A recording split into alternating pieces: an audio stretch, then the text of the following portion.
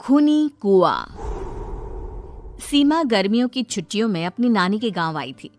सीमा नानी के घर पहुंचने के बाद अपनी नानी के पैर छूती है और उनसे आशीर्वाद लेती है। तभी उसकी नानी उससे कहती है, इतनी बड़ी हो गई मेरी सीमा, चल जल्दी से हाथ मुंह धो ले, मैं तेरे लिए खाना लगा देती हूँ। भूख लगी होगी ना? हाँ नानी, भूख तो लग रही है मुझे, आपके हाथ के बने हुए पीले दाल और चावल खाने की। कितना टाइम हो गया है मुझे आपके हाथ का बना हुआ दाल चावल खाए हुए। तू तो नौकरी में व्यस्त थी, तो तुझे कहाँ से टाइम मिलेगा अपनी नानी के लिए? और जब इतने टाइम बाद आई है तो ज्यादा टाइम के लिए रुक कर जाएगी तू। हाँ हाँ नानी, इस बार पूरे 2 महीने के लिए आई हूँ। सीमा की नानी अंदर जाकर उसके लिए खाना बनाने लगती है। सीमा कमरे में अकेली होती है, तभी उसे किसी औरत के रोने की आवाज सुनाई देती है। वो कभी खिड़की से बाहर झांकती है तो कभी दरवाजे से बाहर झांकती है। उसे समझ में नहीं आ रहा होता है कि आखिर रो कौन रहा है। तभी नानी खाना लेकर आ जाती है। वो अपनी नानी से कहती है, नानी, कोई औरत रो रही है क्या? मैं जब से यहाँ आई हूँ तब से मुझे यहाँ किसी औरत की रोने की आवाज आ रही है। हे भगवान, कहीं ये वही तो नहीं? बोलो ना नानी। अरे कोई नहीं रो रहा, ये तेरे मन का वहम है। और तू ना अब खाना खा ले, ज्यादा यहाँ वहाँ की बातों में ध्यान मत दिया कर। जल्दी से खाना खा और फिर मेरे साथ आ जा मेरे कमरे में, दोनों बैठकर खूब सारी बातें करेंगे।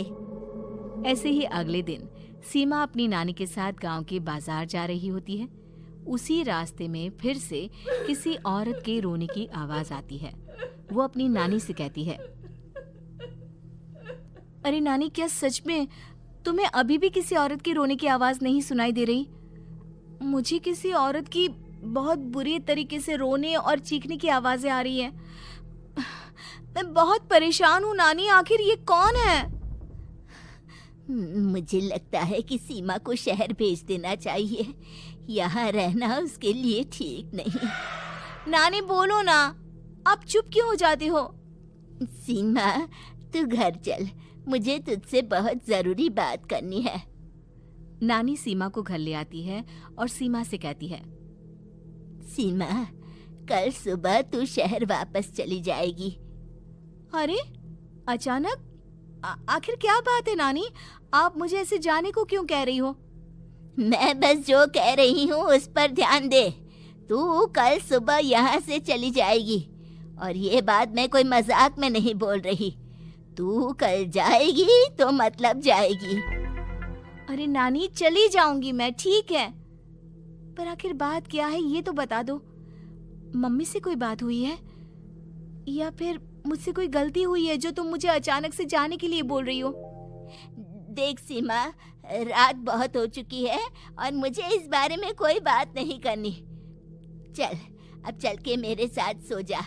सुबह की बस पकड़कर तुझे शहर भी तो जाना है।